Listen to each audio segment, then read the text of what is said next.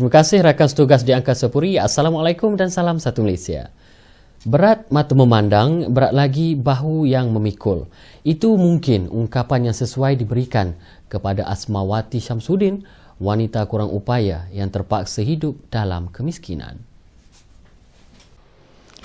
Tinjauan media ke rumah keluarga ini di Kampung Tengah, Kuala Krai mendapati kehidupan Asmawati dan suami serta 4 anak mereka begitu daif.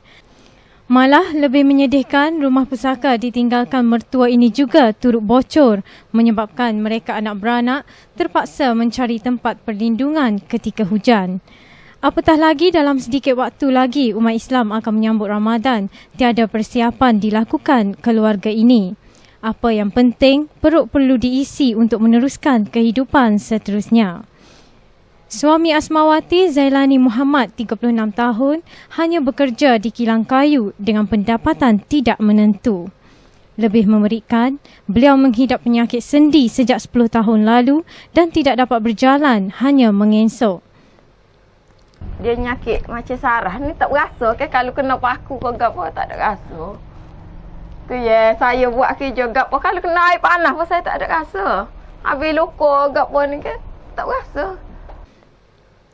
Kini tiada apa yang diharapkan, hanya bantuan kemudahan tempat tinggal sesuai dengan keadaan dirinya.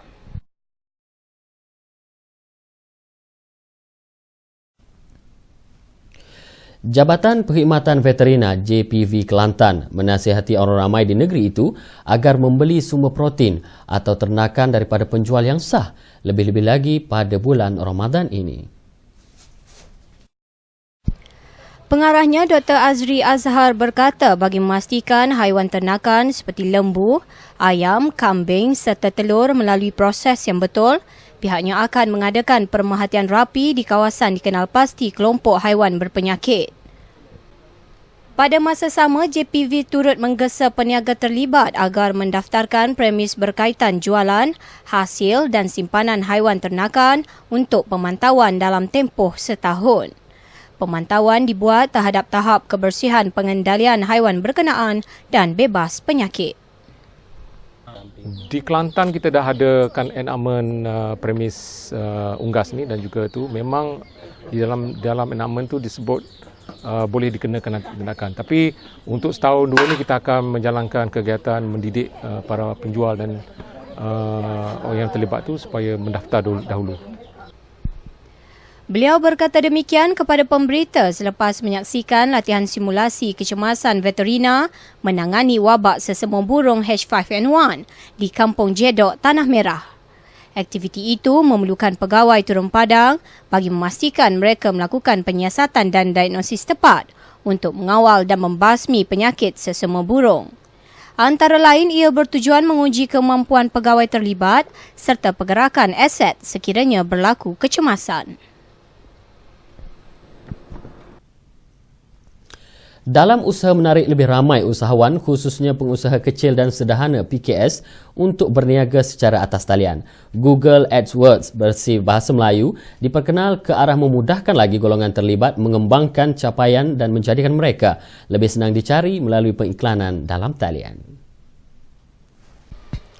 Menurut Ketua Komunikasi dan Perhubungan Awam Google Malaysia, Zafri Yusof, cara baru yang diperkenal sejak bulan lalu itu antara lain membantu pengusaha berusia lingkungan 40 tahun ke atas turut sama mempamer produk masing-masing secara online. Sekaligus mendorong jutaan pengguna dalam talian mendapat khidmat dan produk pengusaha tempatan selain mengelak mereka membeli barangan yang dikeluarkan pengusaha negara luar. Galakan juga akan diberi kepada pengusaha baru dari segi kempen dan carian Google Partners yang terdekat. Sebelum ni Inggeris, jadi untuk menjana lagi PKS dan AKS mencuba AdWords ni, sebab tu kita lancarkan AdWords dalam bahasa Melayu. Sebab kita memang tahu memang banyak PKS, memang market utama je, market yang bertutur bahasa Melayu. Beliau ditemu bual secara eksklusif oleh RTM di Kota Baru. Katanya di bawah SME Corps terdapat 700,000 PKS di negara ini dan 38,000 daripadanya adalah pengusaha dari Kelantan. Namun hanya 15% sahaja yang berniaga secara dalam talian. Ke arah itu juga pendedahan berbentuk roadshow akan diperhebat ke seluruh negeri bagi tujuan sama. Setakat ini, negeri Sabah, Sarawak, Pulau Pinang, Johor Bahru dan Kuala Lumpur diberi pendedahan mengenai penambahbaikan itu selain Kelantan. Paparan tadi mengakhiri sumbangan bahan berita wilayah dari Kota Baru untuk kali ini. Kembali kepada rakan setugas di Angkasa Puri untuk berita selanjutnya. Silakan.